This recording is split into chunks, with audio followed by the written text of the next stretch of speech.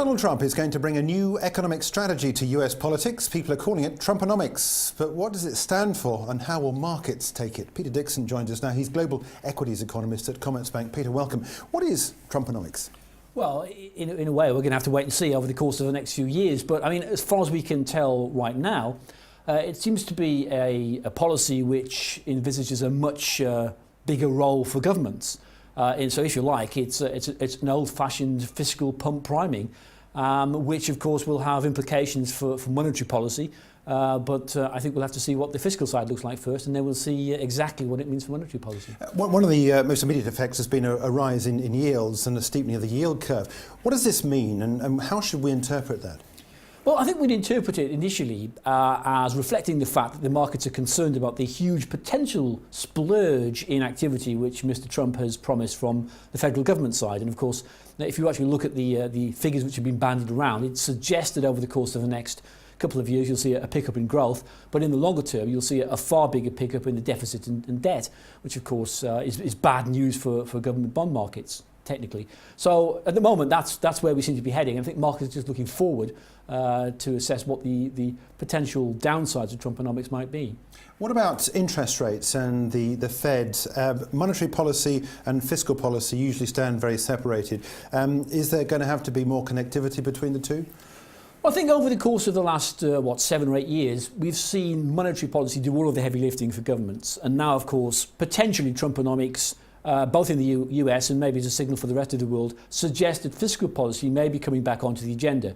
Now, I guess what that implies is that interest rates can rise a little bit because they don't have to stay low to support the economy in the way that perhaps central bankers thought they once had to do. So, in a sense, that's good news. Certainly good news for savers, and it certainly would reflect Mr. Trump's comments during the election campaign that maybe what the US needs are higher interest rates to help those people who have been disadvantaged. You say need to rise a little bit. We've already had a little bit. We're expecting another little bit in December. Do you see rates rising, having to rise faster, quicker? Well, I think that depends on exactly what the new administration proposes. I mean, from where we're standing at the moment, you could argue that the neutral real interest rate in the US stands at around 2%. So, we've got quite some way to go. But I think central bankers have always said we're going to go there at a relatively modest pace. So, whilst we might get a rate hike in December, I don't think the Fed is going to be in any position to continue hiking rates in the course of 2017. I think they'll take it very slowly, very gradually, and we'll take some time to converge on what we think is the equilibrium rate. Yeah, we've heard a lot about the worries about deficits. You talked there about potentially increasing the deficit. What effect does this sort of thing have long term? Well, in the longer term, it basically implies that you're going to have to find a lot more borrowers, willing borrowers, to fund government spending.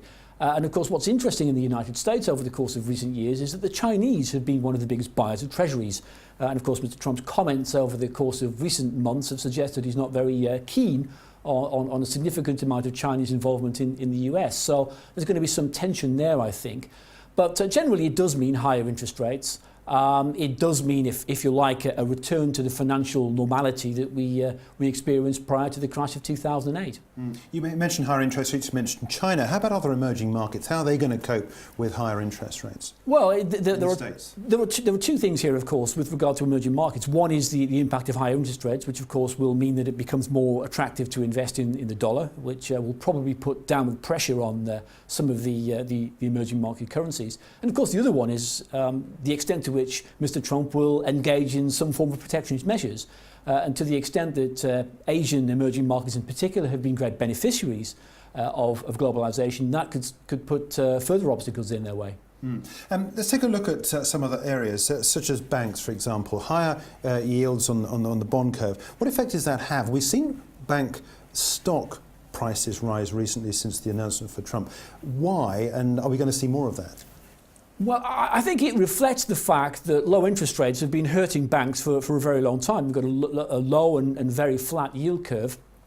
If you have a steeper yield curve, it means better opportunities for maturity transformation, better opportunities to earn reasonable profits. So maybe it's good for banks. The extent to which it continues will, of course, depend on the shape of the yield curve going forward, which, of course, depends upon A, what happens to long-term yields, and B, as we've just discussed, what happens to the short end. But, I think over the course of the next year or two, maybe we'll see a little bit of help towards the beleaguered banking sector. We've seen the price of copper go up, and that's linked, I guess, to partly part of his infrastructure spending promises and so forth. How about the energy sector, though? Away from minerals themselves, but the energy sector particularly, the big oil companies, are they going to benefit? Well, I mean, if we see a Trump government which decides it wants to invest more in fossil fuels or encourages more investment in fossil fuels, then potentially yes, because we'll hopefully see a bit more fracking in the United States. That's good for oil companies. Obviously, there's always a loser in this kind of game, and the losers will be green energy, green technology, and of course we'll see a lot of shouting from the green lobby if that comes to pass. What about geographically? How about us here over in Europe? Let's take the UK first of all, because it looks like obviously we're ultimately going to stand alone from the rest of Europe. How should we interpret what's going on in the States over here? Well, I think we have to look very carefully at what's going on, because I don't think Donald Trump is necessarily going to do the UK any particular favours. I think there's a serious risk here that the UK doesn't get the kind of trade deals that it would like. Certainly Mr. Trump's rhetoric over the course of recent months has not suggested he's in any great hurry to sign trade deals, even with the likes of the UK. So I think there are clear risks there. And when it comes to the wider European picture, of course, I think the main concern that I'm hearing from European politicians is with regard to A, globalisation, and B, security. Yeah, talk there about globalisation. We've got this rise of populism. That's presumably the opposite, isn't it? The isolationism. What damage could that do you think, globally, to growth and to other aspects of the economy? Well, I think if you look at the global economy as a whole, then clearly it will act to crimp growth. It will act to crimp global living standards. But I think the question is, who's benefited from globalisation over the course of the last 10 or 20 years? And it probably hasn't been the US consumer, or indeed the consumer in many parts of Europe. So if we start to see the barriers going up, I don't think it'll help consumers on this side of the water a huge amount. I don't think it'll help the US consumer either, but certainly it will hammer the Asian economies, and I think as a consequence the net effect of higher trade barriers will lead to a significant loss of global welfare.